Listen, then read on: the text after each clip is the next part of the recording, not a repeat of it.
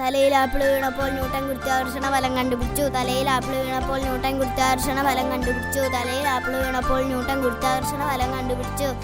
ചക്ക വീഴാഞ്ഞത് ഭാഗ്യം. തലയിൽ ആപ്പിൾ വീണപ്പോൾ ന്യൂട്ടൻ ഗുരുത്വാകർഷണ ബലം കണ്ടുപിടിച്ചു. തലയിൽ ആപ്പിൾ വീണപ്പോൾ ന്യൂട്ടൻ ഗുരുത്വാകർഷണ ബലം കണ്ടുപിടിച്ചു. മോനെ, നിനക്ക് എന്തു പറ്റി? അച്ഛാ, ഞാൻ പഠിക്കാച്ചാ. നീ ഇത്ര പെട്ടെന്ന് നന്നായോ? നീ ശരിക്കും പഠിക്കുക തന്നെയല്ലേ? അതെച്ചാ, ഞാനിപ്പോ ശരിക്കും നന്നായി. ഇന്നലെ സുരേഷ് എന്നെ തെറി വിളിച്ചിട്ട് ഞാൻ തിരിച്ചൊരക്ഷരം പോലും മിണ്ടിയില്ല. ഇനി എന്തേലും പറഞ്ഞാ അടിക്കൂന്ന് പറഞ്ഞിട്ടുണ്ട്. ആ മിടുക്കൻ. എന്റെ പൊന്നുമോൻ തിരിച്ചു തല്ലാനൊന്നും പോണ്ട, മാഷിനോട് പറഞ്ഞാ മതി കേട്ടോ. ആ മാഷ് തന്നെ ഈ സുരേഷ്. അച്ഛാ, എനിക്കൊരു 100 രൂപ വേണം. ടെക്സ്റ്റ് ബുക്ക് വാങ്ങാനാ. കഴിഞ്ഞ ആഴ്ചയല്ലേ നീ ബുക്ക് വാങ്ങാനെന്ന് പറഞ്ഞ് ഒരു 150 രൂപ എന്റെ അടുത്ത് വാങ്ങിയത്? അത് ഞാൻ കഴിഞ്ഞ ക്ലാസ് ടെസ്റ്റില് ഒരു സബ്ജക്റ്റില് പാസ്സായില്ലേ, ആ സന്തോഷത്തിന് ഞാൻ എന്റെ ഫ്രണ്ട്സിനൊരു ട്രീറ്റ് കൊടുത്തു. അല്ല, ഇന്നലെ ആയിരുന്നില്ലേ നിന്റെ ഓണപ്പരീക്ഷയുടെ റിസൾട്ട് അറിയേണ്ടത്? എന്നിട്ട് എന്തായി? എത്ര മാർക്കുണ്ട്? ആ, അച്ഛനൊരു തമാശ കേക്കണോ?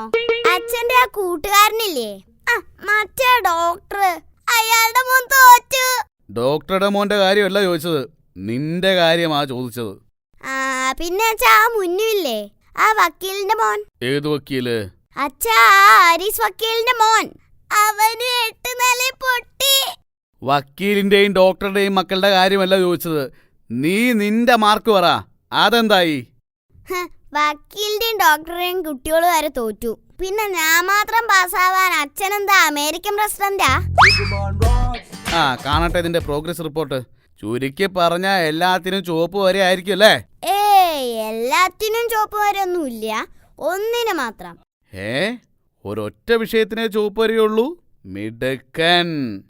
അതല്ല, ഒന്നിന് മാത്രം ചുവപ്പ് വരെ കിട്ടിയില്ല എന്ന് പറയായിരുന്നു. അതേത് വിഷയത്തിനാ? ഇംഗ്ലീഷിനാണോ? അല്ല.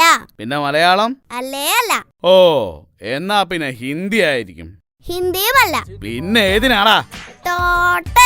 ടോട്ടലിന് മാത്രം ചുവപ്പ് വരെയില്ല.